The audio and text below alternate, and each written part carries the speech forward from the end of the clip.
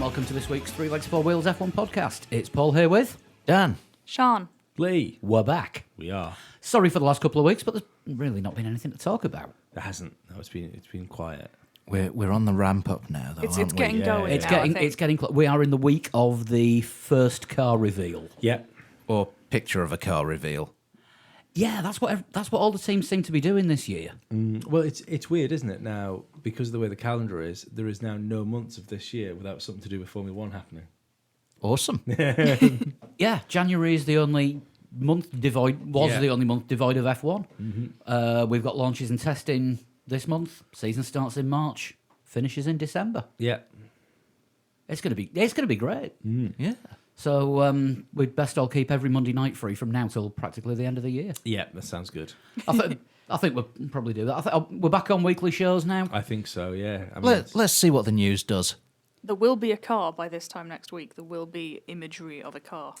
is it just a livery launch? We might as well. Are we doing this Yeah. first? Well, I mean, they're going to have to... should we save this until we actually get to it? But What, like it's first on the running order, so it's what we're going to do anyway. That's called, Yeah, that's called a segue from the intro to no, the car first article. launches are like fifth on there. I thought that said it's. I had a microphone in the way it says. you livery, know he's not livery. very good with the reading word. I thought it said livery and not liberty. We'll do this now. Yes. We'll do this now. So this week we've got Haas launching the new Rich Energy Yeah. based car. Oh, yeah, this is the team... No, it's not. I'm getting confused. You're getting It's- confused with what's happening next week in Yeah. Canada, eh? Yes. Yes, I am getting confused. So, yeah, this is... This Haas. is Haas with the Last year's car, shiny new paint. yeah. But it'll have this year's wings and aero on it, so we actually might get to see what they look like. I don't think it'll have anything on it that moves over. Not when there's aero regs. I think last year there was teams that did a livery launch and they used... Yeah. They Force used India. They used the car from the year before to show what the new livery was going to Yeah, be. Sauber that's what did this will this be. when they announced their drivers. They announced them in like December when they first announced their Alfa Romeo tie-up, and they did Yeah. the Alfa Romeo colours on the year before. Oh, the other thing is as well with the front wings changing so much this year, teams are going to want to be quite canny with that. I'd have thought, just in case they've come up with something nobody else has. But they won't Yeah. want people to see Yeah, it too so- early. I think it'll be a basic front wing with this year's number of elements on. I think Dan's right. I think it'll be last year's car. I don't think they'll, because it's just more resources, isn't it? Rather than just taking an old chassis and respraying it. Well, we know for a fact that Racing Point, when they launch what the car's going to look like and what they're going to be called next week, they've already said it's going to be last year's car, but it's going to be this year's look. Yeah. I suppose it's a bit of a hassle to get the car to Canada and then back from Canada to Barcelona in 4 days, 5 days. Yeah. But it all kicks off this week. Thursday is the day. I mean, we're saying Thursday. We still don't know what Williams are doing. They could always surprise us and just drop a car tomorrow. Haas did that last year. No one knew it was coming, and then, here it is. I think that it's going to be one of those years where we apart from like maybe a Mercedes or a Ferrari, but even them, I think we're going to see what's going on with the cars in the first test. Really, Yeah. you know, there's too much cloak and dagger to be showing things. I think to a load of Mercedes have camera. said they're doing a shakedown. Whether or not we get to see that, I don't know. They said they'll release video of it. So they will They're release... carefully selected video. Yeah, they're carefully selected, however, rights-free video, so we'll be able to put it on the website as soon as they release it. Mm-hmm. So I will be spending all the 13th sat by my email inbox waiting for it to land. And then getting on the video editing software and making it small enough to put on the website. When it drops in 15K. If you stand at the other end of the room and squint, you'll be able to just make out that there might be a car on there. But none of the teams are actually doing the press launch events. No. I think McLaren look like they're going to, but it's a very select small amount of media and a couple of competition winners. Are they doing it at the technology centre? Yes, they are. So because they've got the big sort of amphitheatre in there with the big stage with all the lights in the middle. Or as I like to call it, the Who Wants to Be a Millionaire studio. Yes, it is. It is. Now you mention it. Shame we didn't get to see that. Although it'd be more like who wants to have a winning car. Zach Brown jumping up and down, going, me. Which friend can I phone? And this week it's Gilles de Ferran. Alonso in the corner coughing at certain questions. What? How's the car?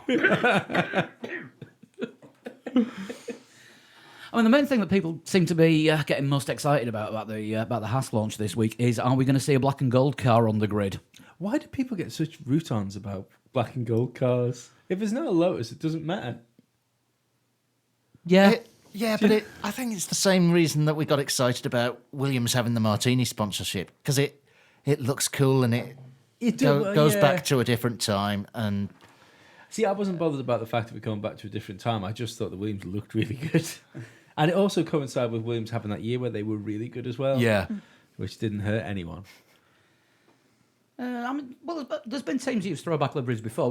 Williams being one of them, because when they started with the BMW engines, they went back to how the Brabhams used to look when they were BMW powered. Both modern day Lotuses.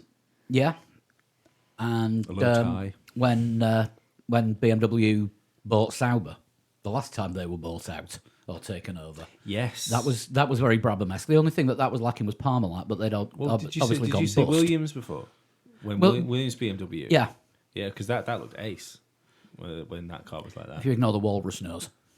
Do you know what? I really like the Walrus nose, but no, the one Button drove that had that livery as well, didn't it? The blue and white one. yeah. But I actually I like the Walrus nose. I thought it looked really really good. Shame it didn't work. Well, you say that, but Montoya was second in the championship that year. Yeah, but they'd binned it by France and gone back to a more conventional nose, and that's where they got the points from. Yeah. Ah, right. I can't remember. Maybe they'd won it if they hadn't tried to Walrus it. But to be fair, they were right because that's the way Formula One went in the end. Yeah. You know, it's so they were onto something. Ahead of their time, maybe. Well, that's we've said it before, and we'll say it constantly. That's what Williams were always the best at being. Hope they can be more now. # live your best life, Williams. So, I mean, the full list of launches that we've got so far, Williams are the only team not to announce. Haas is this week on the 7th. Then an absolute glut of them next week. Which of the days is the 7th? That's this Thursday. Thursday. The Thursday, right. Then we get, I think it is Toro Rosso that's next on the 11th. So they've got a proper launch, not just a thingy launch. It's an unveiling of the car. But they're usually a pit lane launch, aren't they, on the day of testing? But they've got a proper. They're actually doing an actual proper. Here is the car. Now we're taking it to Barcelona. That's interesting, isn't it? Oh, here is a rendering of the car. Yeah, maybe. Because I mean, Williams, when they launched last year, they had the media event, and it was only pictures of a CGI rendering of the car. Well, it was like a 3D. It was like a hologram, wasn't it? Yeah. Projected like rear screen projection thing, wasn't it? I think. Yeah, I think the main giveaway that wasn't real was the fact that they got 2-pack to launch it. Oh, right, hang on, I think we're being had here. I think they got 2-pack to put together as well. Next one up is Renault on the 12th. Although we have already today got to see Daniel Ricciardo in the Renault colours. Yeah, so it's going to be black and yellow again. Looked proper Shocking. weird, didn't it? Seeing him I in think it different always overalls. does, seeing someone, particularly when they've always been attached to one team, Yeah. suddenly seeing like them in Vettel new in colours. Ferrari gear looked really It did weird. look weird to for a start while with. because Yes, he'd it did. always been in the Red Bull Yeah, colours. Schumacher when he signed for Mercedes. Yep. Yeah. Who's next? Everyone on the 13th. Everyone. On the 13th, there is Red Bull. Who launched then? Is that the first day of testing? 13th. No, that's 18th. 18th to start testing. 13th is a week on Wednesday. Red Bull's what I'm interested in seeing because it's aero regs and it's fucking newy in it. And it's Honda. Yeah. And But they'll I'm probably have pretty sure that that's still going to be last year's car, this Yeah, year's yeah. clothes. No, it's not. That they're actually showing this year's car. They're having a shakedown for it. It's going to be. They are going to be actually using some of their filming miles to do a shakedown, just like Mercedes are doing. Which Always is interesting with Red on Bull the as same well day. to see if they do a weird livery, which everyone's like, "Oh, it's so much cooler than the normal one," and then you get to testing, and it's back to the normal boring one. I mean, a friend of the show, Craig Scarborough, was asked a question the other day saying, "Is it worth seeing the cars on launch day because like the wings always change before the first test?" And he pointed out the fact, he said, "Yeah," he said, "but there is certain parts of the car which fundamentally can't be changed if you're looking at this year's car." Yeah. So I mean, I think all the teams went big on physical launches, the ones that did last year, because it was everyone's first chance to see the halo in the wild. yeah, Because that was a major I change. think Yeah. Mercedes had a completely different front wing though, didn't they, when they turned up to the first test? I'm sure of that. I say sure. I'm not sure at all. I think I'm very think of that. Well, yeah, they would have done because don't forget, Mercedes launched last year was at Silverstone with shakedown and filming laps. So it would have been a wing configuration set for Silverstone. You turn up to the test at Barcelona, you need something completely different because the two tracks are completely different. Are they? Yeah. I'd have thought they're pretty similar, to be fair.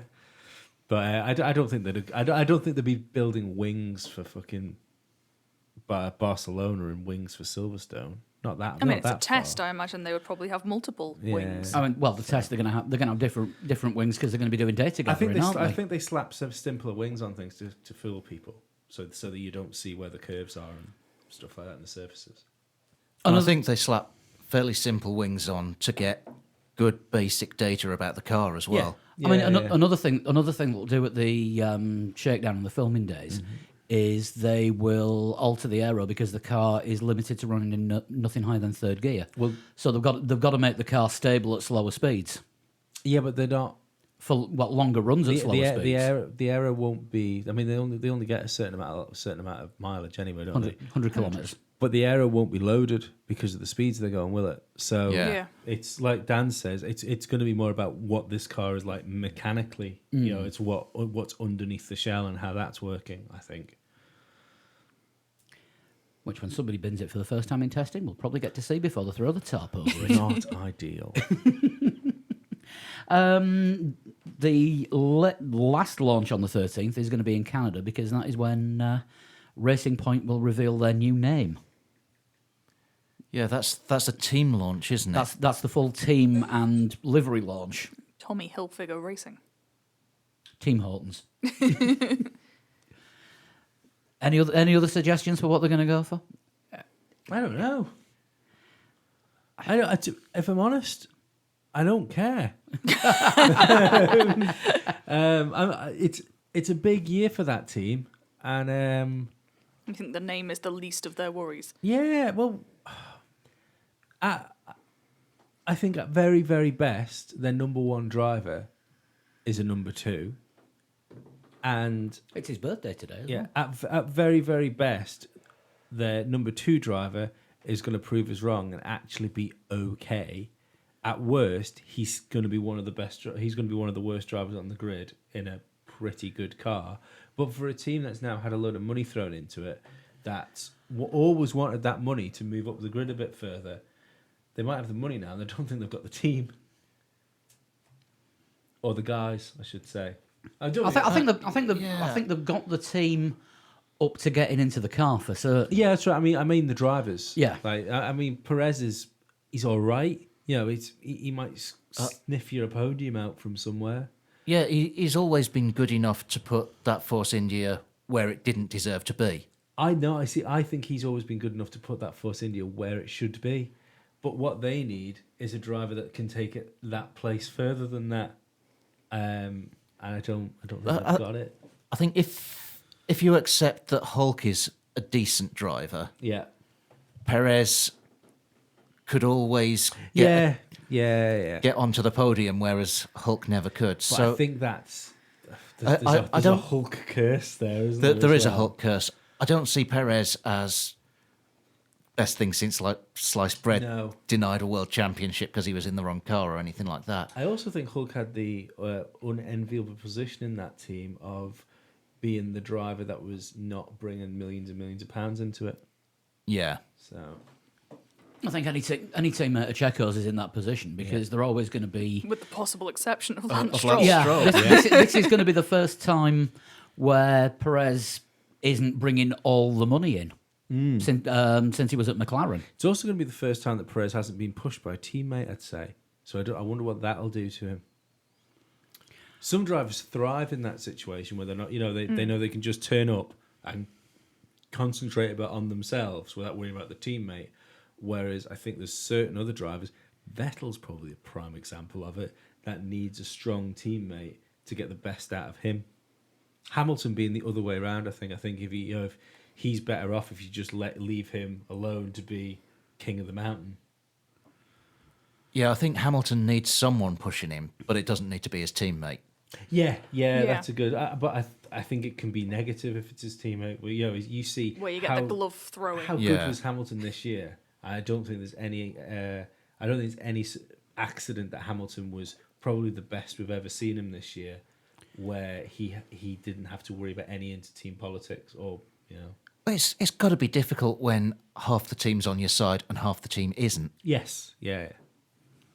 I mean, you look at the seasons where Hamilton's had a strong teammate, Alonso, Button, Rosberg. Yeah. We've seen worried Hamilton. You look at the years when Hamilton hasn't had the strongest of teammates, Bottas, Kovalainen. Yeah. So some Finns. Yeah. Some actual Finns, not former Finns. Yes. And he's had it a lot easier when he knows he's number one. When he's he's not got the fighting. measure. Yeah, when he's not fighting to retain the number one status. And maybe that's his weakness. Yeah. I mean, He's not racing for the team. He's racing for what he sees as his place in the team to be top dog. I think it's deeper than that. I think Hamilton races for what he sees as his own legacy. I think that's what his weakness might be, is the fact that deep down he wants to lead Formula One as being the greatest Formula One driver of all time. And I can only imagine like what pressure that must be. To be that good that you're in that position that you can be in the conversation for something like that. I mean, we noticed on his Instagram that he was at the Super Bowl last night cheering on, as he's calling him now, Brother Tom Brady, who is now a 6-time champion. And a monk. Like Brother Ralph used to be. Yeah, so, I mean, is that going to be something that's pushing Hamilton on to get a 6th title? I wouldn't think you think about things like that. Not into sport thing. I think his 6 isn't his target. Is it 8's his target? Yeah. Yeah. I mean, to be honest, with the way that Hamilton goes out on the pop sometimes, you'd think that his favourite American football player would be Rob Gronkowski, who is notoriously, pissed constantly. Could have kept it on theme there and just said Kimmy. That's very true. Oh, Kimmy and Gronk on a night out. Oof. There were I no know survivors. who he is. Gronk. Yeah. Didn't he get into wrestling? Yes. Yes. Right, I know who he is. Moving back to Formula One, Ferrari are launching the Scuderia Ferrari Mission Win Now car, name to be determined, but probably not the 71, because I think the 70 was just the we're 70 years old thing last year. That's coming out on the 15th. So that's Saturday. That's a weird day to have a... Or is that a Friday? It's Am I getting that's ahead of Friday, myself? I think. It's Yeah. That's Friday. all right then. You're getting ahead. You're getting ahead. And then Alfa Romeo or Ferrari 2, because I think Sauber are. Well, they're officially Alfa Romeo Racing now, aren't they? Yeah, Yes. Alfa Romeo Racing, just managed by Sauber. Yeah. They're launching in the pit lane on the first day of testing. And I'm assuming that's when we're going to see the covers come off the Williams as well. Yeah, probably. I think that's what they've done for the last few years, isn't it? Williams, I mean. Yeah. No, Williams Apart did from a launch last year's hologram. But normally it's a pit lane thing. Well, I think usually sometimes where Williams have needed the time, haven't they? Yeah. To get the car ready. They haven't got the luxury of having a finished Formula One car come the 3rd of February. To be honest, last year I don't think they had that luxury by the time of the Abu Dhabi Grand Prix, let alone testing. I bet they wish they'd given Stroll a hologram now. So we are going to get to see what looks like what, but obviously testing starts 2 weeks today, and that's when the real interest starts. Sky are going to be showing it live in the UK from 1 o'clock every afternoon. This is just for the first test. They've not announced anything for the second test. But for everyone outside the UK that's got the F1 TV Pro package, you're actually getting the full day's testing. If that works. If it works this year. I'm sure it'll be fine now. It was fine last year, wasn't it? Eventually, there were yeah. a few But it was dramas. only what, to take like 3 races or something. There was like niggles all the way through the season about it being a minute or two behind. But fucking, I mean, Dan'd know better about this sort of stuff than I do. But I think just pushing something like that out the door early, I think they did a really good job of making it work in the end. Yeah. But, yeah, I wish we could use the Formula One app. And I could, Yeah. Yeah, we're not acknowledged as a real country over here. well, I it's believe. it's not even just that. Then I could take Sky out the garden and shoot it. You can have a couple of pot shots at your dish. Yeah, still fucking need it at the minute. And Peppa Pig on other channels? It's on Netflix actually. Oh, there you go then. It's actually on everything that's got a fucking screen on my house. Like a son will look at and go, Pepper. Oh, it destroys my life. What, your son or Peppa Pig? Well, Little from column A, little from column B. Right, next set of rumours and mass speculation. There are stories coming out that Liberty are looking to offload some, if not all, of Formula One. Seems a bit early. Or is this the Germans have bought Mr. Burns' power plant? Yeah, we don't exactly know how much credibility to give this source. Yeah, this was Who's- this was a story that came out last week, wasn't it? And it was Yeah. quite big for a day, and it doesn't seem to have gone anywhere. So whether everything's been just I think hushed up or not quite sure. Liberty have not commented on it. Yeah, that puts credence in it in my eyes. it's one extreme or the other when someone doesn't comment. Usually, it either means it's 100% factual or so bullshit it's not worth their time. But I think it's got such big connotations for the whole sport that you think if there was nothing behind it, Liberty would have turned around and said, like, this is just ridiculous, guys, come on. We've only just bought it. Yeah, but it's not like this was a story in some of the mainstream media. It was Formula Money. Yeah, but did Who had- Autosport did It do did get something. picked up by like Yeah. Autosport, I think. Autosport and did do an article on Racer and that lot. I tell you what, it's worrying. As a Formula One fan, I'm borderline to say, if Liberty are already looking at selling Formula One, I kind of think Formula One might actually be done. It might be going to fold in on itself under the weight of its own ego. Because I might be wrong, but that only shouts to me that Liberty have come in with all these ideas to, you could say Americanize it if you want, but like try and make it a more user-friendly and fan-friendly sport.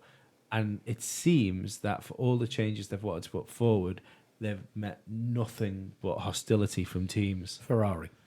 No, I don't. I think it's unfair to blame Ferrari all the time because Mercedes haven't fucking helped anything. They've been Mercedes and Ferrari have been very much holding hands in these things. Yeah, I think when it comes to things like the engine regulations, which obviously aren't within Liberty's remit, but are pretty important to them anyway,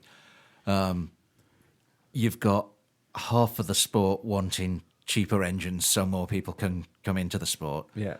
And half of the sport, the ones at the top of the field who've poured a lot of money into developing these engines and would rather it didn't change, thank you very much, because they're... We make good money from selling these engines to pay for the cost of designing and developing them. Well, let's not forget that only last year we basically lost getting Aston Martin in as an engine manufacturer, possibly even a constructor, depending on what their deal was going to go with Red Bull, and VW.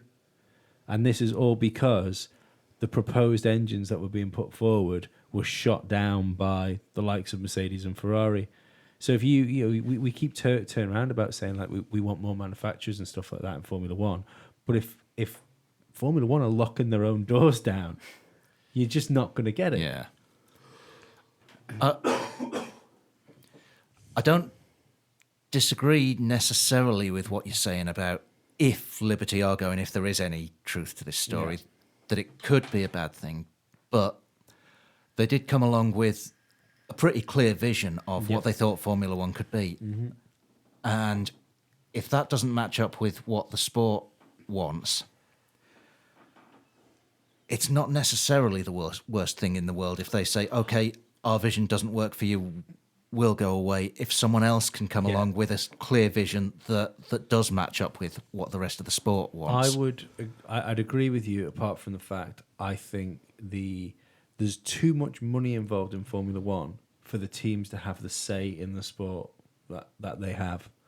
Because for every Mercedes wants to keep the engines the same as they are, Christian Horner wants them thrown away because they need an engine that can match the others.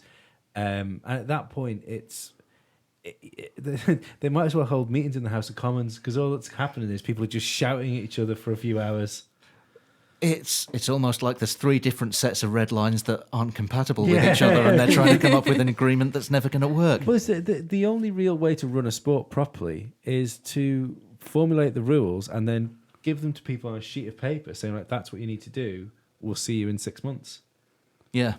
It makes it very difficult for Liberty to sell as well. If they're basically saying they've come in, they've given it a couple of years, the teams aren't listening to them, they can't run it the way they want. Who's going to want to take that on? Yeah. No one's going to come in and pay money to run that. I don't know. There's a certain gentleman from the Biggin Hill area that might. Lives in Brazil a lot of the time these days. Yeah. But Who? The fella that leaked the story about Liberty wanting to sell it. Bernard. Because if Liberty were to sell, they would have to do it at a massive loss. I don't think we should call him Bernard. Let's give him a code name. Mr. E. It's a mystery. Yeah, because I mean, if they were to sell up now, it would be an absolutely massive loss to them. Mm-hmm. And who in his mind would be better to take over than the guy that got it to the position where a company wanted to come in and buy it for a huge amount of money? That's if he wants it back. If he's the one that's leaked the story. Yeah, but it might be true, and he might be leaking the story, but that doesn't necessarily mean he wants to buy it back. He might just be shit-stirring for his own entertainment. He's never done that before. Well, look, he might want to buy it back for a whole lot less than he sold it for. He might want to do that. I mean, I still stand by the reason that, stand by the thought that the way he tied Formula One up with TV deals was almost like him throwing a match in the door on the way out. Yeah. It's he made the most amount of money that he could possibly make on his way out of Formula One, regardless of the damage he was going to leave behind. Yeah, I think it's a real shame, because when you've got somebody that does something like this, and you like the Formula One documentary, I think it might be just called Formula One, and it goes into all the really good things Bernie Ecclestone did to make Formula One what it was.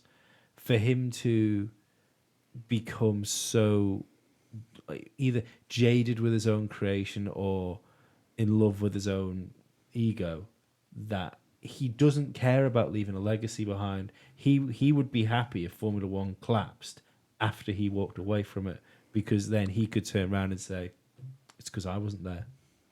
I think that's a real sad thing. Yeah. I mean, you mentioned what he did with the TV deals. It looks like it's the same with what he did with the circuit deals as well. Yeah.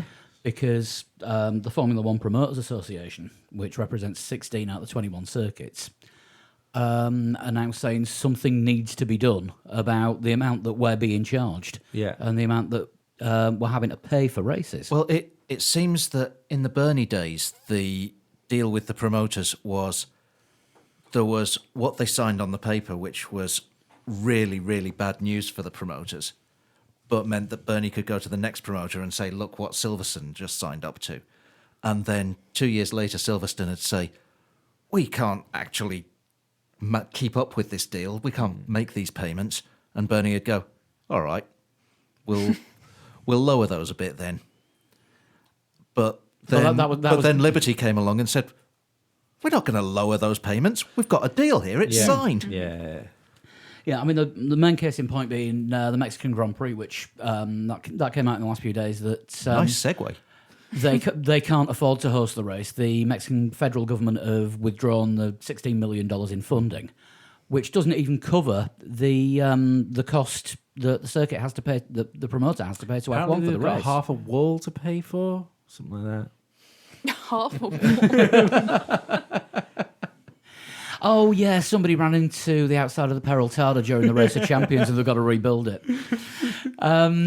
It's the promoters of the Mexican Grand Prix have said that it cost them $24 million in fees to F1 for the race under the current contract, which runs out at the end of this year. And Liberty have offered a new deal where it's going to be something like 25 to 26 million at least at the start per year for another 5-year deal.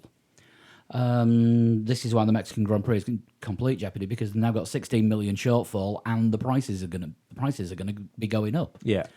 There's 5 races on this year's calendar that don't have a deal for next year, and Liberty are bringing in new races. Apparently, the Vietnamese Grand Prix for 2020, there's not even a charge for that one.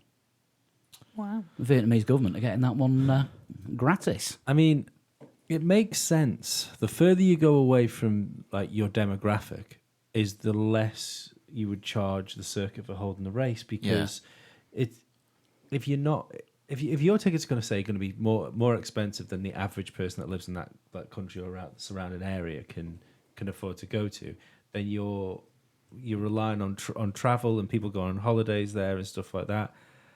It's if Formula One's like sort of heart, if you want, is in Europe. I would say it's kind of split between Europe and Central and South America. Yeah. Yeah. But Formula One are trying to sell Formula One to Asia. Yeah. So we're the product. We're the product that they're trying to sell, because they're saying, you put one of these in, these Muppets are going to come to your country for a holiday. Well, it's not only these Muppets will come. It's we want your own Muppets to become our Muppets. I mean, there's now talk of a second race in China. They've been looking at doing that in Beijing. But is it not stupid of Formula One? Like, is this not the same mistake Bernie made, where we had like the Korea, India, where they signed countries up to put races on, and you knew, like India, for instance, although it seemed like the building of the Ark that they managed to do to get that circuit turned around to work, but you knew from that first race that that's not a bad circuit. That won't be on the calendar in 2 years. I don't think it was on the calendar the next year, I was it? I think it was the 2 races. I thought. I don't think there was. I think there was only one. You're probably right. Wasn't there some kind of funny tax thing with India, where the Indian government decided that since Formula One held a race in India, they owed a percentage of all of their global tax revenues to the Indian government? Something like that, yeah. And Formula One decided, no thank you. Go yourselves. 3 years it lasted. Did it? Wow. Really? Fucking hell. Jesus. Yeah, 2011 to 2013. Was that the same amount of time Kroon Chandok managed to keep a drive? Whose dad owned the circuit? Is there not some kind of crazy stat as well, like Sebastian Vettel's the only driver to have ever led a lap there? He certainly won all 3 races. All right, that's interesting. But it's like Formula One needs to look at sustainability, and it needs to look at, if you're going to have a Grand Prix somewhere, and you're going to draw up, say, like a 5-year, 6-year deal, they should be going, right, well, we need to go to places where this deal can be honoured. I don't get. I get the money side of it, of going to these countries which you think might be around for a year or 2 years, but they're just going to fall off the calendar. I realise they're making a lot of money from them, but sustainability is surely what a sport needs. But in that case, it makes sense to give it for free to places like Vietnam so that they it can does. build it up. Especially if this is where I suppose the problems with TV and stuff go. Would it? Let's say you didn't you had the Formula One like network thing all over the place. I wonder if that would make up for not having like a Sky deal, for instance, because that must be a lot of money. Yeah, would your subscriptions make up for the lack of like pay to air TV money you'd get? I don't know. Because Sky can't be ridiculous if they're only pulling 600,000 a race in the UK, or whatever it is. But then Sky are making extra money from selling their coverage to other countries because that's what they watch in Australia. Yeah, but I mean, like the actual the deal that however much it's costing to do. Do you know what I mean? It can't be. It's obviously like more money than we have to put a bid in. But Sky also provide a lot of technical resources into the full coverage as well. Yeah. I suppose so. I mean, I don't know what Sky and what's not. What's Sky and what's the world feed? I don't. I mean, the world feed is produced by F1 TV. Yeah. But the Sky commentary is the default British commentary. Yeah. Everywhere. Yeah. so presumably Formula One will pay Sky to use that commentary.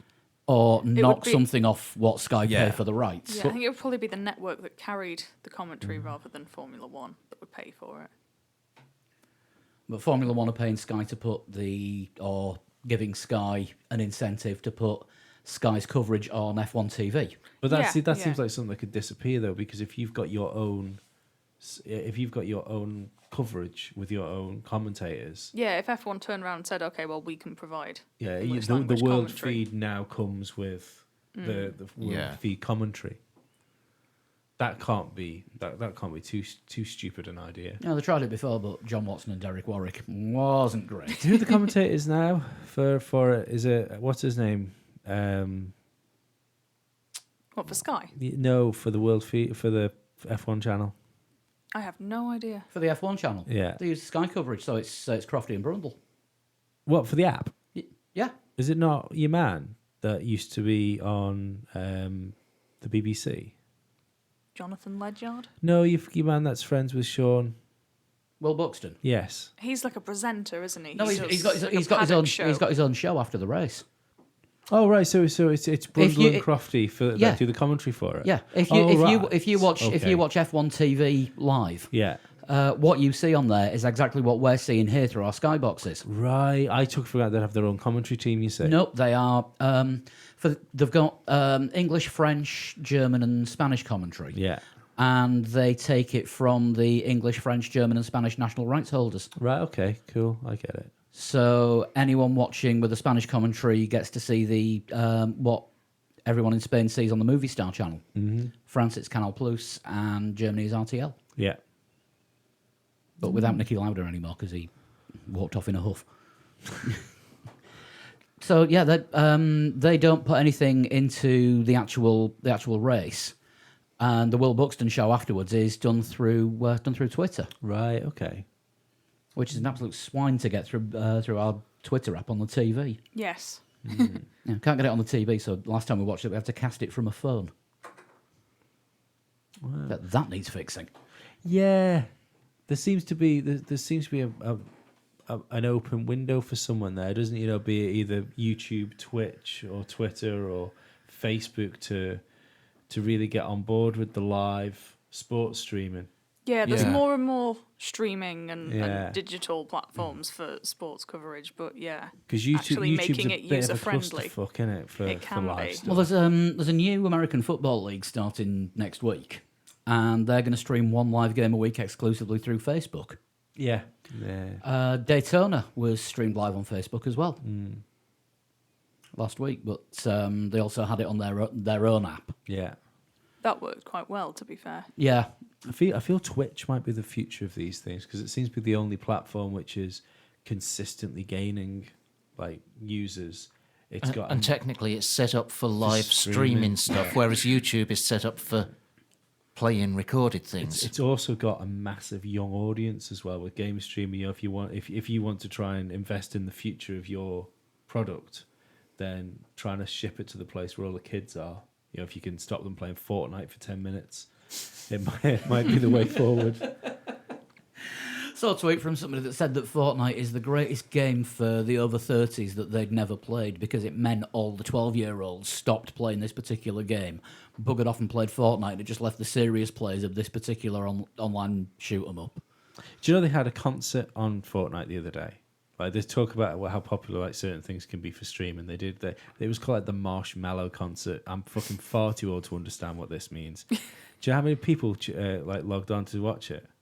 Go on. 100 million. Jesus. 100 million active users. So maybe we'll be seeing F1 races on Fortnite. Oh, Formula Take One a pot races. shot at Lance Stroll as he goes past. No, Formula One races usually are every fortnight. Sorry, but it was just hanging in front of me like the big. dad is strong Fucking with this right. one. Yeah, I've never played Fortnite. I'm old now. I downloaded it onto my PlayStation because it was free.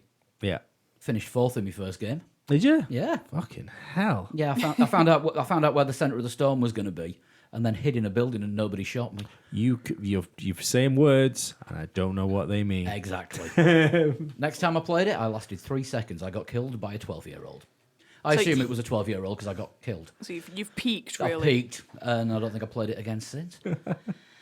Where are we next? Yeah, just talking about the whole promoters mess up. Are we going to be seeing these 5 races disappearing off the calendar at the end of this year? Because it's Britain, Mexico, Italy, Spain, and Germany. I gonna mean, they're say some of the no. best races, aren't they? Yeah. They're ones you wouldn't want to lose them, particularly all of them in one Well, block. it's- but you Bearing in basically- mind that Liberty said they did want to keep the European heart of the traditional circuits. And you're very close to losing the European part of the season. Yeah. Yeah. And yeah, the German Grand Prix come and gone over the past few years because of money issues. To lose the Italian one, Can you that imagine would Ferrari? That would be a nightmare because, Yeah. Monza haven't got a contract and may not be able to afford it. Imola, I think, is still in bits. I thought Imola was ready now. There's been activity at Imola. What about San Marino? That That's used to be at That's Imola. Oh, it's Imola. Sorry. It's San Marino in name only, Yeah, isn't it? yeah. I actually, if I'm perfectly honest, I'd prefer that to Monza. I think it's a better circuit. I think that run up the hill into the chicane's a really interesting part of Formula One track. But it's whether it just depends on what the promoters get offered, what the circuit can afford, what Liberty want for it. Yeah. And Britain, of course, has been threatening to leave for years. Are we still talking about F1? The only other joke was that was going to be there. Well, I thought we were talking about the European part of the season. I mean, Silverstone and the BRDC, who are the promoters of the British Grand Prix, say they can't afford it. And there's been all this talk for, about 15 years now about, street race around London. Do we actually want any more street races? Because F1 cars aren't designed for racing around a city centre. No, just from watching the races and playing the F1 games, the tracks that have a good flow are the ones that you want the most of. Yeah. Suzuka, Yeah. Maggots and Beckett's on Silverstone, Spa. Austin. Yeah. Yeah. The ones that are actually designed for racing, not designed for commuter traffic. The occasional street race, it's good. Yeah. I like that there are a few of them, but we don't want too many more, or I don't think we do. I think to be perfectly honest, I think the best circuits are the half and halfies, the Australias and the Canadas. yeah. Yeah. I mean, that's what Spa And the is as Spa, well. yeah. Yeah. I mean, something along those lines would be great, but nobody can afford to put a circuit up like that on out-of-town public roads anymore. Yeah. not that's anywhere near where Formula people can One get spec. to. Yeah. Yeah. I mean, look at Russia. Because the whole of the Olympic Park was designed with the F1 circuit in mind as well. And it just doesn't work. Canada and Australia are lucky enough to have 2 Formula One style islands there. Well, if you look at where the Albert Park circuit is in Melbourne, that is, if you take a look on Google Maps, that is Melbourne's sporting district. It is. yeah. Because you've got the cricket ground, you've got the Aussie Rules ground, you've got countless tennis stadiums. One of the football teams is in that neck One of the A-League woods. teams is round there as well. And Is it's, Aussie Rules actually classed as a sport? I thought it was just like a sort of an organised riot. there's a ball, and there are 20... there's- It's an organised Yeah. riot with winners and losers. There's That makes it ball a and a sport. score. Yeah, there's 25 umpires that don't appear to enforce any of the rules because garrotting someone with their own shirt is legal. Right, okay. That's why they're not allowed sleeves, though, isn't it? Yeah. Is this in the same way as like Italian policemen don't like pulling drivers over because it insults their driving? Yes. But I mean, the coolest thing, of course, about the Melbourne Sporting District is it's in an area called Batman. Well, But they're changing it. Yeah. are they? Yeah. They're Hiding it renaming it. I can't remember what to. You're going to Bruce say, Wayne. is it going to be called like Bat Person? It's going to be The another ma- one the of these mayor things of that make me Batman. angry. No, it was the chief of police of Batman used to be called Bruce Wayne. And the mayor was Commissioner Gordon. But yeah, no, I think you're right about the half and half circuits because the ideal is to find an area with roads with corners that flow and then find the bits that don't.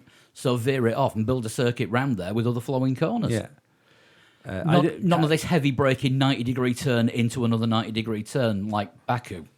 To be fair, that has been highly entertaining the last couple of seasons. True. Yeah. Canada's the only real 100% guarantee for me, like with circuits. Canada's always a good race. I think there was a couple of years ago when we were doing the podcast, and every race we'd say, "Oh, this is going to be boring because this circuit's always Yes. boring," Yeah. or "This is going to be interesting." Canada was one of the ones where we said, "This is guaranteed to be a good race," and it was boring. dull. Look, 2011 happened. It's the best circuit on the calendar. You're never going to let that one drop, are you? God, no. Might have even finished on the same day that it started. What's next? The name disappearing from the grid again. Although I think Sauber is going this time because last time they had a works deal, they were BMW Sauber, but now they are Alfa Romeo. Yeah. Although they're still a Swiss team. Yes. If they win, it'll be the Swiss national anthem that gets played. True. So does that mean it's kind of Andy Murray syndrome? If they win, the Swiss. If they lose, they're Italian. Possibly. If they lose, they have a metal hip. Also true. When Andy Murray wins, he's British. When he loses, he's Scottish. Yeah, I understand the joke. I just didn't think it was very funny. I keep forgetting that's your naturally confused look. Yeah, I mean, Autosport are saying this is their third time as a de facto works team. I think that's stretching it a little bit because they're not a works Alfa Romeo team. It's not its own independent going concern, is it? No. Not really. Not when you've got a Ferrari badge engine. It's as much of a Ferrari engine as the Tag Heuer was a Renault one in last year's Red Bull. I feel it's probably more of an independent team than Toro Rosso is. There's probably more separate DNA there because it was a different team. Yeah. Although Toro Rosso used to be a different team. Yeah. They were Minardi. They were Minardi. But it'll be a shame to lose the Sauber name from the grid. Will it? They've been around long enough. Yeah, exactly. But Did you not have a listener a couple of years ago be really surprised that Sauber was a person? Yes. Can't remember who it was, but somebody was shocked that they were named after someone. If that is you, get in touch. I just think with Sauber, Under a blanket of anonymity. when you've got a team which was in Formula One for so long and had like relatively so little success, they never had their window. No, they were close with Kubica, weren't they? When the BMW was doing well for them. Yeah, but what they did do was give a jumping ground for Oh, a yeah, lot of the no. really good drivers. And that's fine, but that doesn't So, matter. same as Minardi. But that doesn't matter what the name is, does it? Joe, it just doesn't matter what the team name is. There's no heritage there for me. You know, there's no historical like foot pegs put into Formula One where you go, oh, that time that Sauber driver won a race or something like that. You know, it's not. They don't have any of those memorable times. Sure, if Jenson Button had driven for him, you'd have been different on that. If you'd driven for them, won a race. I mean, don't get me wrong. I realised you had like Kimi, Massa came through. Yeah. Was Johnny Herbert first Sauber? I think he was at every team. I know he spent a long time at Sauber. I think he was one of their first drivers, but I Yeah. think he'd been in the sport before then. Lacey, if I remember. Berger. Were they in Sauber at the same time? They were in Benetton at the same time. Were they? Oh, I thought they were in Sauber as well. Anyway, Michael Schumacher. yeah. When he was in, him and them were in sports cars when they had the Mercedes backing. That's how he got his first driving break. But like, if you look at Jordan, for instance, Sauber have been in Formula One longer than Jordan were, but Jordan feels like it left more of an impression on Formula One than Sauber has in its shorter time. Yeah. I think that's probably because of the personality of the way that Jordan positioned itself. Because you always used to say they are the rock and roll team. Yeah, no, but they They made a splash. But they had that year where Frentzen was an outsider for the World Championship. You know, they had Damon Hill winning in Spa in the rain. You know, there was moments there of that team which are there. Even fucking Stewart with Johnny Herbert winning a race and Stewart. These are memorable moments. I can't think of the memorable Sauber moment. Pastor Maldonado turning one upside down. These aren't ideal moments. Kubica's massive barrel roll. Yeah, Kubica being an outsider for the championship. That was in the Sauber, wasn't Yeah, it? but he was like the outsider's outsider, though, wasn't he? I think he was more of an outsider than Frentzen was. He was an outsider, but he was it the round before last, or was it the last round where he still could mathematically win it? Yeah, but it was one of those impossible wins, wasn't it? It was an impossible one. If everybody like explodes and then Alonso drowns in his own helmet, you know, he could win the championship. These things occasionally happen. That's the same person that puts £1 on an accumulator every week, and if it comes in, he's going to win £2 million. Leave our football betting out of this. I mean, Alonso didn't drown in his helmet in Daytona. He won that. He did. I mean, it was Nice wet segue. enough he could have drowned, but Yeah. The Daytona, it turned out about 19 hours. yeah. With lots of time sat in the pit lane because it was absolutely sheeting it down. Either of you two see any of the coverage? A little bit. I was otherwise occupied that weekend. Oh, yes, you were changing decades. Yes. I social media watched it. I watched it in 15-second clips, like every other minute I saw something else, and I'm not sure if I saw it in the right order. And then Alonso won. It was a decent race. There was actually some fairly close racing, and there was some fairly terrible racing. And Maldonado was the only member of his team that didn't stick that car in the wall. It's a poor state of affairs where Maldonado is the talented one, really, isn't it? It's a post state of affairs where Maldonado's the careful one. We kept seeing his car go off as, oh, it's Maldonado. Oh, it's not actual Maldonado.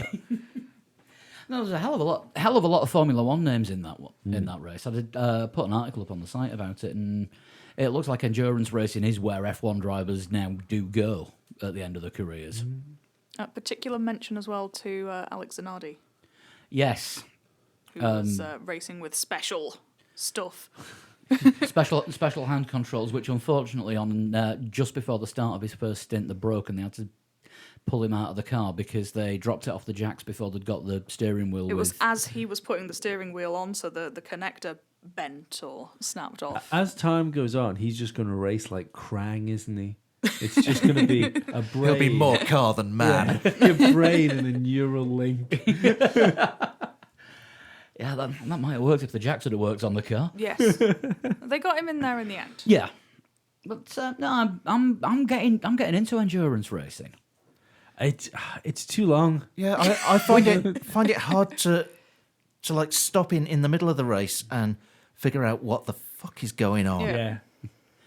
Also, This is probably why WEC is now going to cut down to 4-hour races next year. That is not endurance. That is just a slightly longer race. It's Yeah, not it even a is. slightly longer race when you're sharing it between 3 drivers.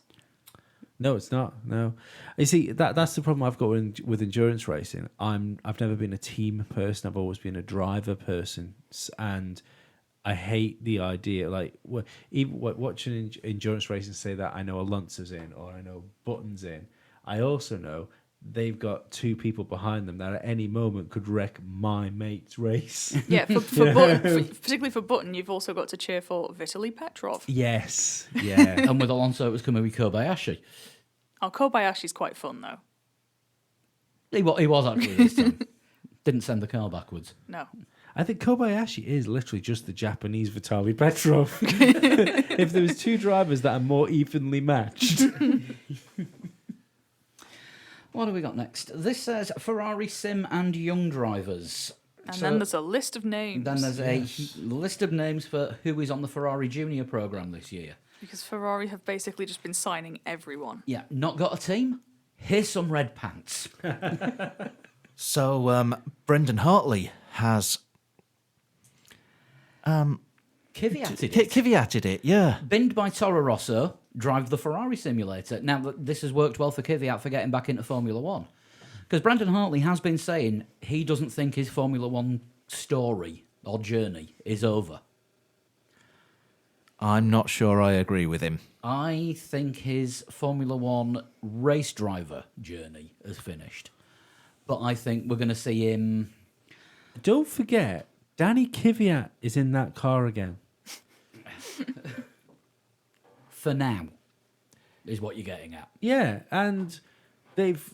Yeah, but he was about 12 when his first F1 career ended. I can't help but think that there's some guy like talent relations in Toro Rosso is out the back trying to stitch drivers back together and then putting like things on roofs and waiting for lightning storms. You know, they're running out of drivers. I mean, that's it, isn't it? Kvyat is basically holding that seat until Dan Ticktum has enough points for a Yeah. super license. Which he's completely failing to do in the series that is... Ralph Schumacher's Go on, son is beating him in that series. Wow. Whoa. Yeah.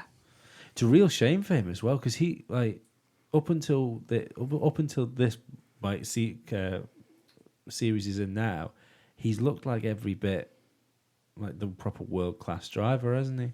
Who's this Ticktum, sorry? Yeah. I mean, his main issue is he lost a year of super license points when he punted someone off a track deliberately and got a ban. That's Yeah. his issue. No, you don't normally pass 12 cars under a safety car to ram someone. It's not the done thing as No, a it's general not. rule. It's not ideal. No, but regardless of that, I know you can't put like fucking transgressions like that past. I mean, really, your man in MotoGP didn't get that, did he? For Fenati, grabbing the he lost his drive, and then he's now turned back up, hasn't he? Yeah. He got fired, and then they were talking about arresting him, and then it all just got swept under the carpet. see that's the worst. That's the worst thing I think that's ever happened in motorsport. I can't think of anything else. Oddly enough, the only thing I think close to it is the one where Rossi tried to kick The knee he went for the foot brake, didn't he? On Marquez. Marquez, yeah. But yeah, I don't know.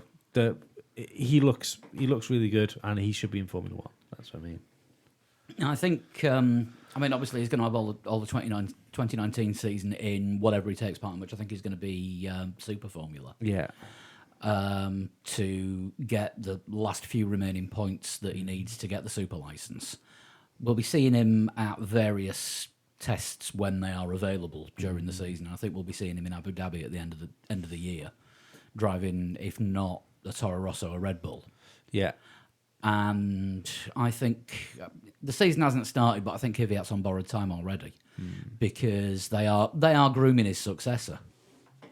Well, is this a failing? I realise what you say about him losing a year, so that's why he hasn't got enough points. But is this a failing in the super license system? That is what Christian Horner has said specifically about Dan Ticktum's case, that you shouldn't have someone who's finishing as a runner-up in I think he was in FIA Formula 3 and he's been in a few of the other strong feeder series. He's won Macau, but somehow doesn't have the points. It's something's not quite right there. He should have the option to progress, really. Maybe a like a crash course, you know, a guaranteed pass, but where you can run a like your old test, you know, where you can run a certain Formula One car. Maybe there should be something where if you do that under, like, you do a couple of race distances where you've got to lap to a certain time, you know, throughout that. Like, you know, prove that you're Formula One caliber, because it's not right that An actual driving test. yeah, it's not Yeah. it's not right that people that could. I mean, Helmut Marko thinks he's every bit the next Sebastian Vettel, doesn't he? Yeah, Oh, by all he's accounts, been yeah. bigging him Yeah. up something massive. So why can't they just put him into F2 and have him win that? Yeah, true. If he's that good. I do think... I don't think we should be getting inexperienced drivers coming into Formula One. But look what happened with Max Verstappen. I mean, I know he was a bit crashy Yeah. when he came in, but I'm amazed with how. I think He's in now. he is exceptional. But isn't that's what we're looking for in Formula One, isn't it? So if we don't allow exceptional to come in, Well, he would have been allowed in, even if you're a bit stricter on the super license. no, but now you couldn't have the exceptional young guy now because the age limit, couldn't you? Yeah, Yeah, they the brought- year they that brought in the Verstappen age- So, came in, they so changed the age. how much would a year in Formula 2 have hurt him? I don't know. I mean, there's been some fine drivers in Formula 2 because it's not. That's the problem with Formula 2. Winning Formula 2 doesn't necessarily guarantee you a go in Formula 1 or a fair go at that. Some people, like maybe a Palmer, for instance, get a particularly easy draw in Formula Yeah. 2. You know, who's your man now? Is it Nick De Vries? Yeah. He's basically He's stuck. Yeah. He's got stuck in Formula 2. Yeah, Everyone else has gone, yeah, Yeah. yeah. so he's probably going to win next year. Probably, but then Well, again, it's Mick Schumacher's in there now, isn't he? So he's the... Yeah, I mean, big deal. looking at last year's top 6. Actually, no, I'll go down to top 10 in F2 last year. Top 3, George Russell, F1. F1. yeah, Second, Lando Norris, F1. Alexander Albon, third, F1. F1. yeah. Then Nick De Vries, who will be on the McLaren Young Driver Programme until Okay. he's 40. Yeah, He's the new Gary Paffett. He's the new Gary Paffett. yeah. Artem Markelov, who may or may not have retired. Yeah, we're not quite sure what he's doing. He's just vanished. Sergio Seti Camera, McLaren. just been signed by McLaren. Yeah. Antonio Fuoco, Ferrari Still Young with Driver Ferrari. Programme. Luca Giotto, Ferrari as well, I Ferrari, think, isn't he's he? on Ferrari. Nicholas Latifi, Still with Williams now, I think, isn't he? he is with Williams. And Louis Delatraz, who I think has got some tie-up with Sauber. Yes, because he's Swiss, He's Swiss. isn't he? Yeah. You know, not all of these, obviously, the top 3 and Markelov won't be in F2 next season. I think Markelov said he's never racing in F2 again if he Yeah. doesn't get an F1 drive. I see Markelov, I think, is an exceptional looking F2 driver. He doesn't look like a Formula 1 driver to me. He just looks like Pastor Maldonado. Yeah, he'll crash as often as he will do a good race. And the reason he has these really, really good recovery drives where he has to overtake a lot of Because he people. ends up at the back. Because somehow. he's recovering from something, having yeah. a recovery drive. I think we talked about this sort of during last season. He's great at finishing 8th on a Saturday and Yeah. having a good Sunday. Nobody wins a world championship by qualifying 16th every week. But yeah, if Mick Schumacher doesn't hit the ground running, that's a guaranteed F2 championship for Nick De Vries, and then he's screwed. But where's it? I know Fuoco's doing Ferrari sim work next year, but is he still F2 or I think he is is he off still somewhere F2. else as well? Nothing announced yet, but the F2 grid always It's usually quite a last always minute comes out sort of scramble. 2 weeks before the start of the season. Dan Tichterman, Red Bull, kind of put the eye up F3 being like tipped in Mick Schumacher's favour last year, didn't they? By the way, he sort of just came together overnight after not being particularly on it. So it would be interesting if he does hit the ground running in F2, if there's any of those sort of rumours going around. Because like you can see Formula One is chomping at the bit for a Schumacher name in, aren't they? Oh, I mean, hell yeah. as soon as Ferrari signed him to their academy, within a week they've got pictures of him sort of looking at pictures of his dad's car all around their stuff, and they're obviously very excited to be getting on. I mean, with that. I wish him all the best. I hope he does really well. But these the son of the driver that come in, sometimes it doesn't work too well. Looking at you, Nelson Piquet. I wonder if Ralph Schumacher's son will end up at it's Force India that Jordan ended up becoming. Yeah. Ralph, For a season. Once Perez goes, Ralph Schumacher's son's best chance of a driver's Uber. is that the new name for Force India? Wouldn't that be fucking brilliant? Imagine the premium for that, though. A lot of people at the circuit, surge pricing. It'd be even funny if Williams had done it last year. So the rest of the Ferrari line, Mick Schumacher, Pascal Wehrlein, now that he's out of Mercedes and free to do whatever he wants. Yeah. Brandon Hartley and Antonio Fuoco. Wasn't Giuliano Alesi on there as well? Possibly, I've lost track. They seem to have just acquired a lot of drivers recently. Sorry, is Pascal back in F2? Formula E. Oh, Formula Race. He can't drive in F2. Oh, because he won it. He won. Right, He came third in the last Formula E race. Yeah. Oh, I'm just having a look at Giuliano Alesi's wiki page, and he's wearing a very Ferrari shirt. So he's on there as well. They're definitely in at the second generation, aren't they? Yeah, they've got a lot of. I think those are just those names that we've read out there. They're the ones that are going to be doing simulator and testing and stuff. But I think they have a load of others in their academy to do lower formula and feeder series and so on. Do you know what? I Yes. think I wrote an article about this a couple of weeks Well, ago. there you go. Why are you asking the questions? I then? have no idea. I did something about the Ferrari Driver Academy when they announced Mick Schumacher. It's been a long month. January is always a long month.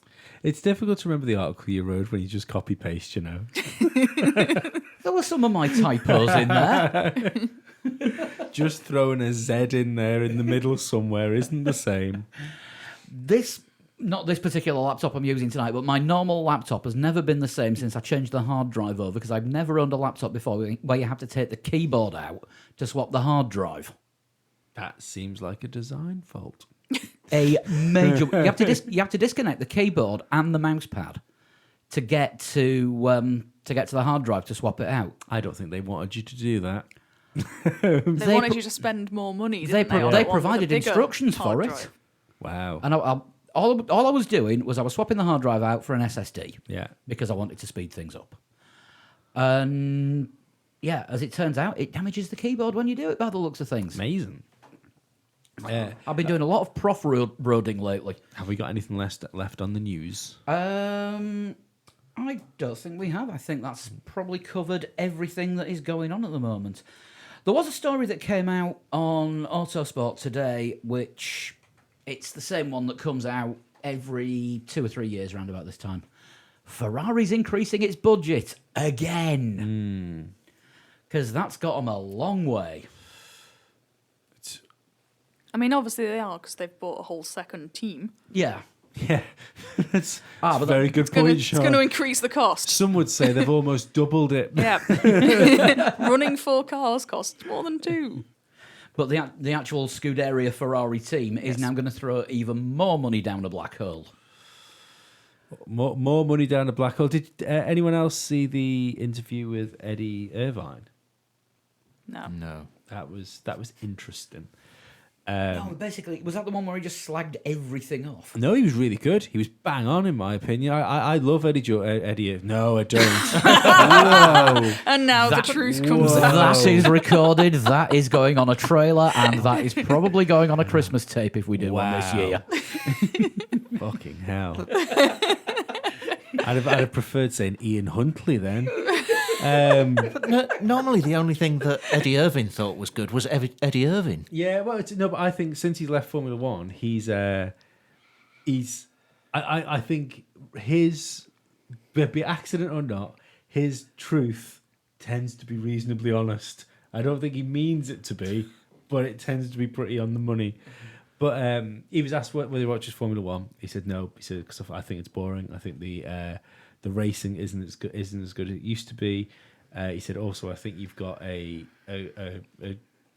field of drivers where Lewis Hamilton at the moment is clearly the best driver that's in the best car, and I can't see anybody stopping him. In all fairness, he never used to watch it when he was racing in it, judging by the number of people that he used to plough into. It's true. But he was asked then whether he thought Vettel could mount a challenge against Hamilton. And he said, well, he couldn't mount a challenge last year when he had the best car. And he said, How does he know if he doesn't watch it? well, this is true. But he also said, look, he thinks he's the most overrated driver on the grid. He said, I know he's a 4-time world champion. He said, but I don't see it. I don't see it. What's special about him? He found a formula, which I think he means the Red Bull was really good at escaping DRS, and he was really good at getting that gap, from pole. Yeah. And he said he found a formula how to win races, and then as soon as that formula didn't work anymore, he hasn't been able to do it again. I thought it was it's something I hadn't thought of. Though he still wins races in the Ferrari. Oh, he's still a good he won Formula One driver. a lot more races than I think Kimi did. He was pointing out that, and I think I agree with it, that he maybe doesn't deserve to be a 4-time world champion. And maybe that Red Bull was even better than we thought it was. I've always thought it was Vettel in the Red Bull that was really, really good. Yeah. I think even if you put Hamilton in the Red Bull next to Vettel in the Red Bull, Vettel would have come out on top. Do you think? Webber I was think never so, second. yeah. Webber was never second That's in the interesting. championship. No. Well, Button was second, wasn't he? Yeah. So if that car was so 2011. dominant, yeah. it was never the top two Or cars. maybe Webber was a number 2 driver. That's appeared to be Webber's opinion. Yeah. Not a bad one. Opinion or driver. But I think it's going to be interesting. Like, the more I've thought about the Vettel situation this year, is the more I seem to agree with Dan that it might be a bit much deciding that the guy which was now and again beaten by Ericsson is just going to come in and wipe the floor with a 4-time world champion. But I don't believe that Vettel's got it in him to beat Hamilton, unless Hamilton has like a rock and roll year again. I don't think he's good enough. So But- it doesn't matter what money Ferrari throw at the team. But as we've already said tonight, the only seasons that Hamilton's been under threat is when he's got a strong teammate, and he's got a teammate for 2019 that has spent the entirety of the off season rebuilding himself brick by brick after being completely destroyed on track and, let's face it, mentally as well. Well, let's face it. When you look at how far behind Bottas was to Hamilton last year, let's say he finds half a second on himself. Every circuit, He's going to be a Rosberg. he'll help Lewis win the championship. Well done. You're doing your job as number 2, because he didn't do his job as a number two last year. Hamilton won the constructors and the drivers' world championship. So yeah, he's got such a chunk of time, and even Rosberg's championship. I don't think Rosberg got himself on the level of Hamilton. No. he managed to psychologically break Hamilton to the point where he brought Hamilton down to his level. But even then, it was more down to mechanical issues, I think, than mind games. it was luck that he won that championship, but I think of the three that they raced together when they were right at the top, Yeah. I think he probably deserved to win one of Oh them. yeah, he did. Yeah, he did deserve to win one of them. Definitely, and he was. Don't get me wrong. If Hamilton hadn't have gone to Mercedes, I think we'd be looking at like a 3-time world champion Rosberg. You know, he was a world champion caliber driver. There's no doubt about that. Yeah. I just don't think. I don't think anyone can stop Hamilton next year if he's got this head on him. Unless the I car's think, shit. Well, a lot of it is going to depend on what's going on in Vettel's head. I think Red Bull are the one to keep an eye on. They're the real wild card, Matt- aren't they? That car might be amazing, or Yeah. it might be a McLaren Honda. I think Max is probably if you give unless he crashes more, if he's actually Always an option. Like, you know, if he's in a position to win a world championship, you might find him getting a bit squirrely. But he seems to I'd be. be surprised because when he's been in a position to win a race, He's been focused. He's been focused. Yeah. But he seems to be the guy that's got the speed to do it, doesn't he? If he's given the machinery to do it. I think if Verstappen gets in the position where he could win the championship, Hamilton and Vettel can break him mentally and get him so crashy that he can't even win one more race. I don't think Hamilton's at his best either. I think he's. Do you not? I think he's. No, I think he's got another level. Joe, if someone came up and turned it up, I think Hamilton can be up there again. I think, you know, like the crazy qualifying laps he'll do or something like that. I think there's a Lewis Hamilton out there that can do that on a more consistent basis when he has to do it. So I think you might find somebody like Max might elevate him to be better. God, we really need this season to start Lee's talking sense. Yeah, not long to go now. 6 weeks, and then you can start talking gibberish again. Yeah. In the meantime, get that iPad open. Whee! It is the return of Total Shunt. Obviously, no theme tune because we haven't done that for ages, and Chris isn't here. Shunt.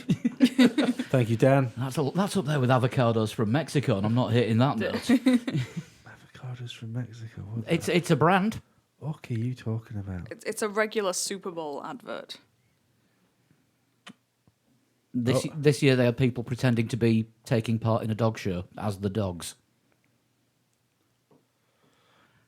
So, Who's this one from? this one's from Evan Allen. I hope we haven't had it. I don't think we have had it. No, we definitely haven't had it because this was sent in before we had done a podcast again. So, well done. Because of lack of preparedness, you've managed to skip the queue.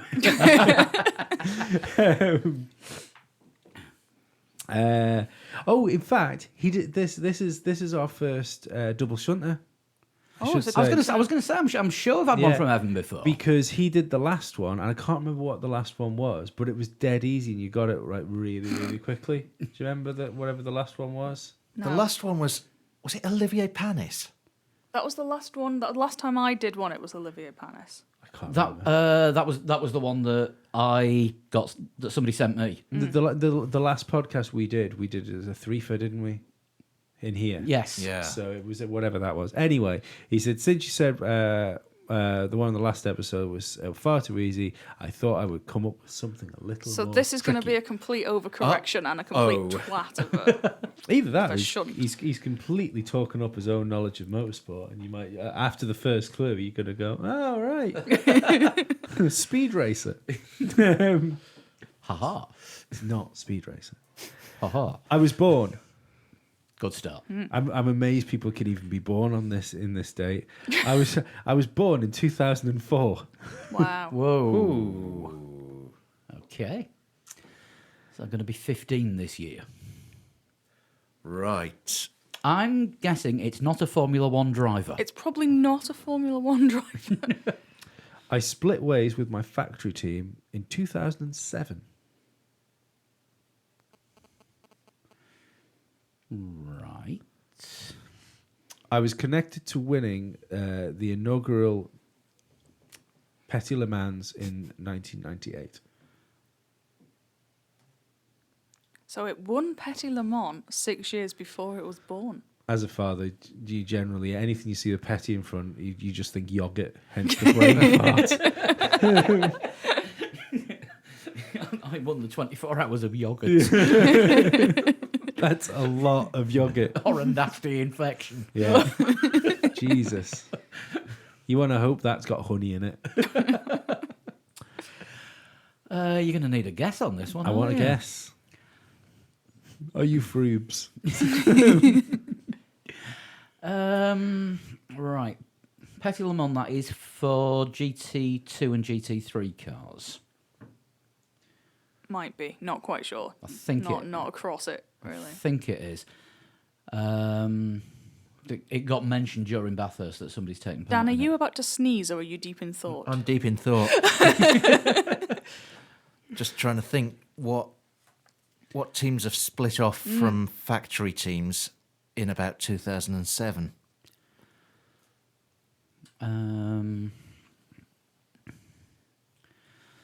So it was something that or a division of something that started in 2004. If it won Petit Le Mans in 1998, was that?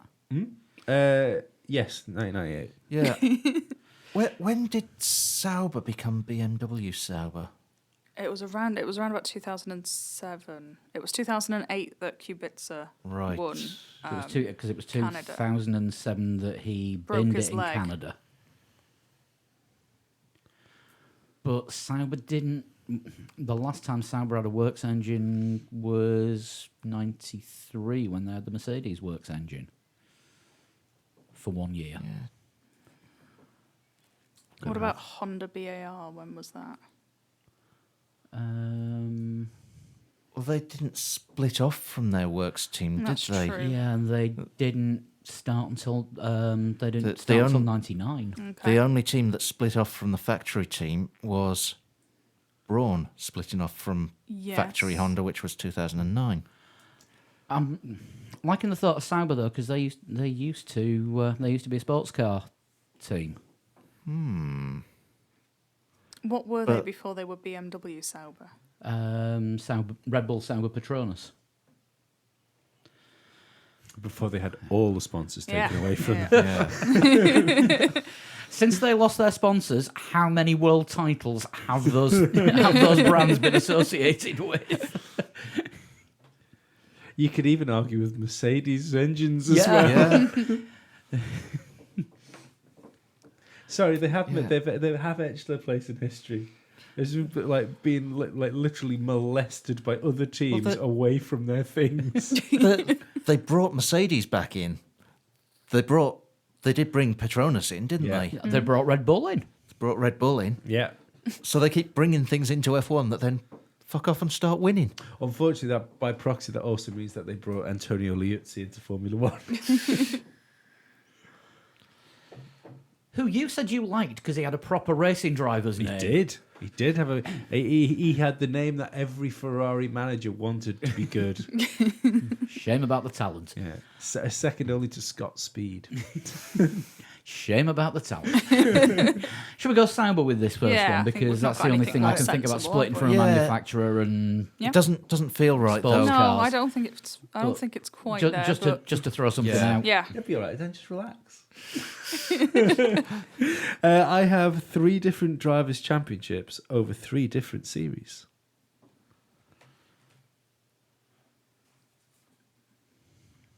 So we're assuming one of these series will be some kind of sports car jobby Yeah. to go with the Petit Le Mans. Hint: I'm not Sauber.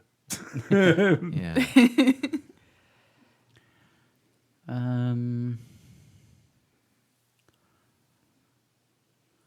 Had a thought, but what's the next one? I have won championships in my second year. I have won the championship in only my second year of existence. Just the championship. Yeah. No specific championship. No. Pro Drive. Ooh. Dave Richards' company. Dave Richards that used to run BAR, Benetton, tried to get an entry into F1 many times, and used to be a team that managed entries in WRC, and I think had some dealings in touring, quite a few dealings in touring cars as well. Right. They had the Though, how would you say ProDrive was born in 2004? yeah, because they were going, but they were running things well before that as well, or whatever ProDrive's called these days. Or whatever it What- is, what? obviously has an existence prior to its birth, if it's won Petit Le Mans in 1998. What year did Lotus become Caterham? Or later than 2007. You do It have another. seems like question ages ago. It was before like you- 10, before I need 11-ish. one. Yeah. Next question. Yes. Yeah. I have won races for both Ford and Chevrolet. Oh, sorry, with both Ford and Chevrolet Power. So we're looking at something American then. Delara? That's been around longer, hasn't it? That's a silly suggestion. I always think Delara sounds like a gay bar.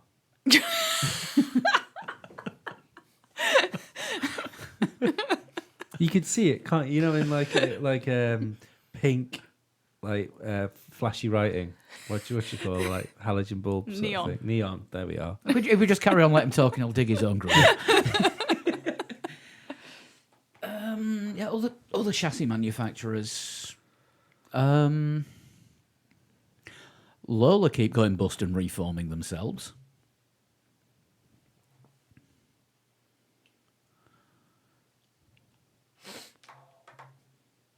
Delara, Stunned silence. yeah, Delara might be a good shout. I feel like they've been around longer, but I could be incorrect. It's a tricky one with I was born in 2004 and several years before that I won Petit Le Mans. It's obviously something that has a few different forms. But if winning with Ford and Chevrolet Power, that's saying IndyCar to me. Yeah. Yeah. That's why Delara was the first thing to fall out of my mouth, but And one of when they had the IndyCar Champ Car split last time round, or IndyCar Champ Car IRL, you lose Yeah. track with who was what and who. One of them had a spec chassis, the other one didn't. And 2007 would be about the right time for the last time that one of the IndyCar series went under.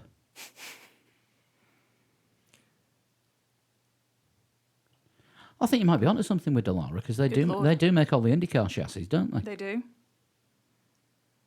But if they make all of the chassis, then you'd think they'd win the championship first time out, not just second. I don't know whether they've always made It's all not. of Yeah, the it's not chassis. always been a one chassis spec series. Right.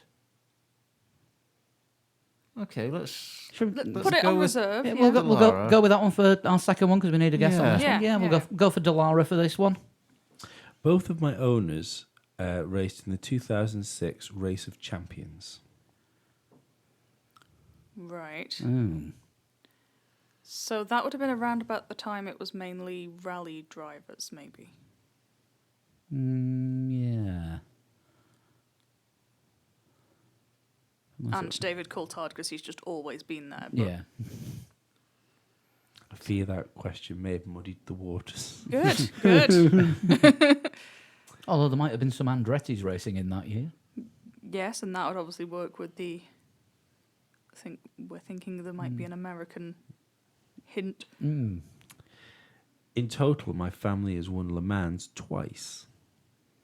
I think you could be onto something with Andretti there. Mm. Because it's motor racing, it's got a family in it. Yeah. Don't seem to recall a Schumacher ever winning Le Mans. Yet. Team Hulkenberg's racing, and as it turns out, Hulkenberg's dad was quite Could be good. another Krang driver. I like Formula Krang. Nah, Classic Rock's a much better magazine than that. In total, no, I've just said that. My current driver lineup spans 3 countries. Oh, sorry, continents. Oh, good lord. So probably a WEC lineup, maybe. I don't know, because some IndyCar teams have 3 cars. Okay. What do Andretti have? I can't think who they've got off An the top army. of the head. I mean, you have quite a few South Americans in IndyCar, so they could have American, South American, European, or like an Australasian. As long as one of their drivers isn't Mexican, because then we'll have huge debates. Ah, doesn't Takuma Sato drive for Andretti because he comes packaged with Honda engines? Maybe. So that could be the other continent. Yeah. North America, South America, Asia. Asia. And Scott Dixon as well. I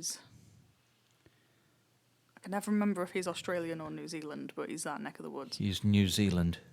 Just throwing this out there, being a dyslexic man myself, I wouldn't count out the fact that he might have been trying to say consonants. I'm still happy with Andretti. Yeah, next clue. I have an affinity with the number 10. I believe number 10 is either Dixon or Sato in IndyCar. I think you're right. I think it might be Sato. I'm trying to remember when he won Indy 500 a couple of years ago. I think it was. Yeah.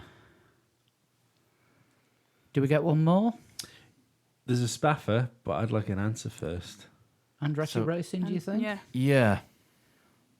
Yeah. Do they go by Andretti Autosport? Is that what they think that's- I think formally that's the call official name. themselves?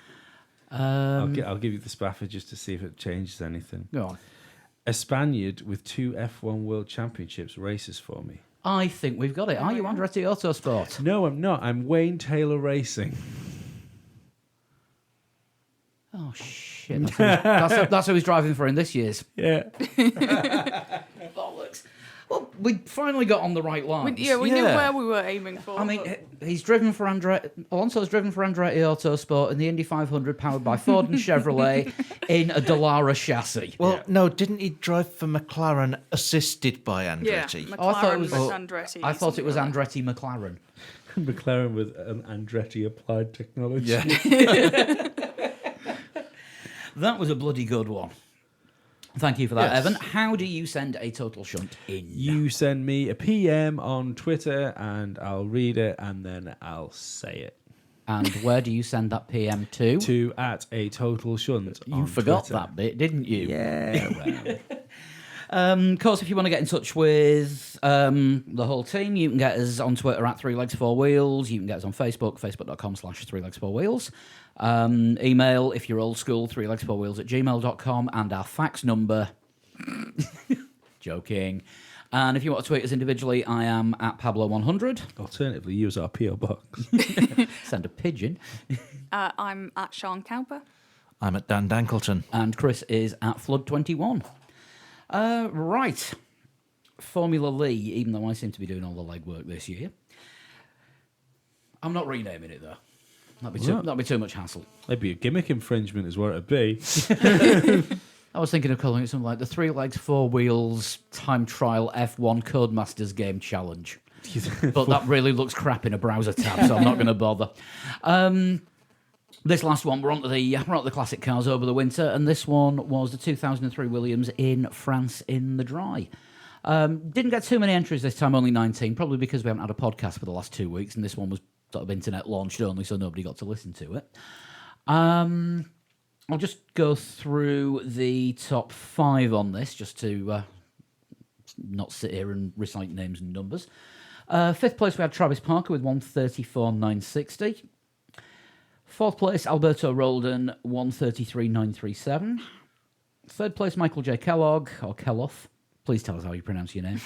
133.828. 2nd was Ayrton Antonucci, 133.409.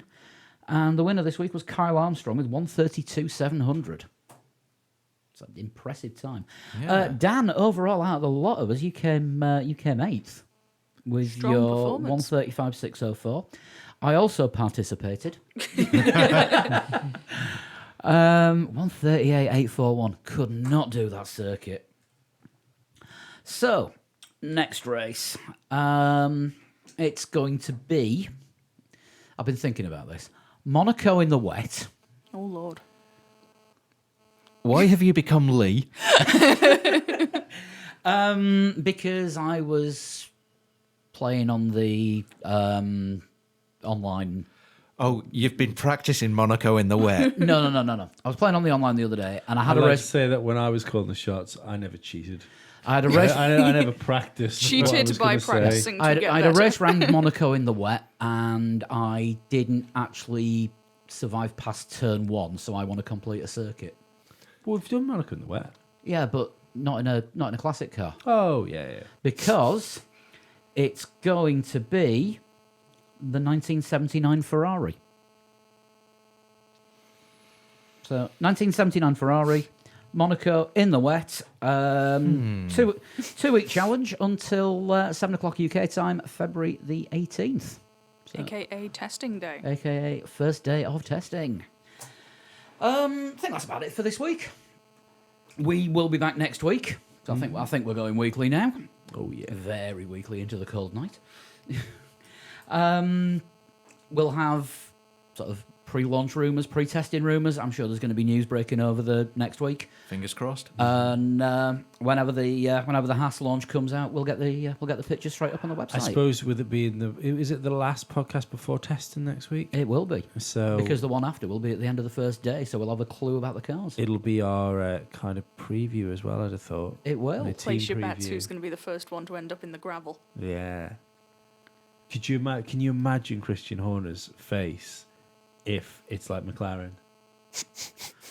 The car doesn't start on the first test. They've got just enough parts to run like one driver for half a race distance.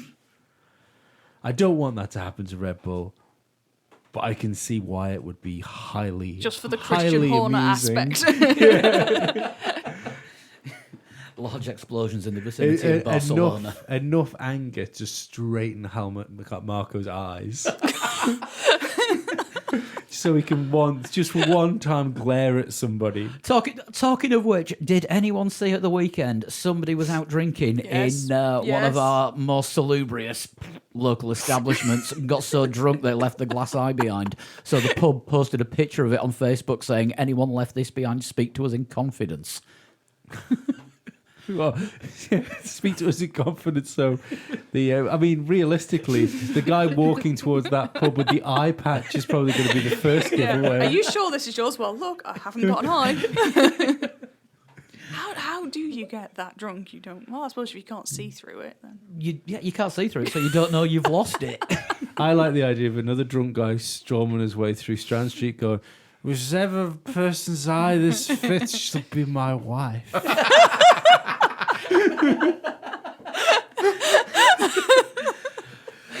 Join us next week for some more bizarre Cinderella. If you want more stories like that, head over to patreon.com/3legs4wheels. Donate anything from $1 a month upwards, and we'll inflict at least another half hour of that on you every week. We're going now. We'll see you next week. Bye. Bye.